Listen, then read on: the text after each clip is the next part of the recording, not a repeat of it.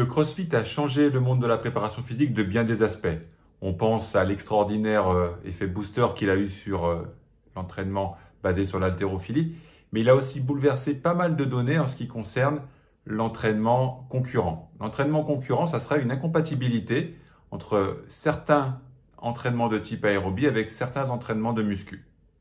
Ça, c'était avant le CrossFit. Le CrossFit a changé les choses en montrant qu'en mélangeant les composantes, endurance et muscu, on avait des très bons résultats quand même. Mais qu'en est-il vraiment scientifiquement de tout ça?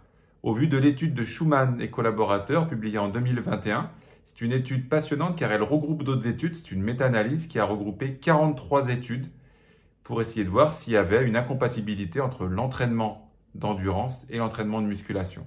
Que l'on fasse de l'endurance de type vélo ou de type course à pied, pas de différence. Que l'on s'entraîne plus de 5 fois par semaine ou moins de 5 fois par semaine, pas de différence. Que l'on soit entraîné ou pas entraîné, pas de différence non plus. Que vous ayez moins de 40 ans comme vous ou plus de 40 ans comme moi, pas de différence. En ce qui concerne le calendrier d'entraînement, pas de différence. C'est-à-dire que vous vous entraîniez dans la même séquence, dans la même journée ou à des jours différents, pas de différence, je le répète, sur l'hypertrophie et la force maximale. Le seul vrai problème, si on peut dire, en ce qui concerne l'entraînement de type aérobie et muscu, c'est sur la force explosive. En ce qui concerne l'explosivité, là, il y a une atténuation de l'explosivité si on s'entraîne dans la même séance avec de la muscu et du cardio. C'est le seul cas de figure où il se passe quelque chose dans l'étude de Schumann qui regroupe 43 autres études. Alors le petit bémol de cette étude, c'est quel est le contenu de la séquence aérobie et de la séquence de muscu. Ben ça, l'étude ne peut pas vous le dire, puisqu'en fait, elle a regroupé tout ce qu'elle appelle strength training, donc entraînement de force, elle a tout mis dedans. Elle a regroupé tout ce qui est aérobique, c'est-à-dire tout ce qui est entraînement d'endurance, de cardio.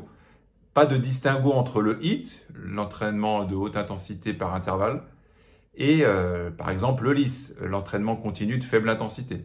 Donc en fait, tout a été mélangé. Donc ce qui veut dire que peut-être à l'intérieur de tout ça, il faudrait refaire une autre méga étude, mais on ne peut pas tout faire, qui distinguerait est-ce que le HIIT est plus problématique avec tel muscu, etc., etc. Mais après, on ne peut pas recouper tous les types de muscu et tous les types d'endurance de l'univers. C'est pas possible. Donc cette étude que je vous mets dans les commentaires de cette vidéo, si vous voulez la lire dans son intégralité en anglais, est déjà hyper travaillée, hyper fouillée, mais vous trouverez toujours des choses qui n'ont pas été montrées par la recherche scientifique, parce qu'elle ne peut pas tout couvrir sur tout, quoi. La recherche scientifique, c'est pas Dieu le Père, quoi. C'est pas celui qui sait tout et qui voit tout. Pour conclure, si votre objectif est la force maximale et l'hypertrophie, l'entraînement mélangé endurance, muscu, ne semble pas poser de problème. Par contre, si votre sport est à base de force explosive, d'explosivité, alors mélanger dans la même séquence muscu et endurance, c'est pas une super bonne idée. Voilà, j'espère qu'avec cette étude, ça va remettre un petit peu l'église au milieu du village et arrêter de s'inquiéter sur un entraînement incompatible qui finalement, a priori, n'a pas lieu d'être. Sauf pour des cas de figure particuliers comme l'explosivité.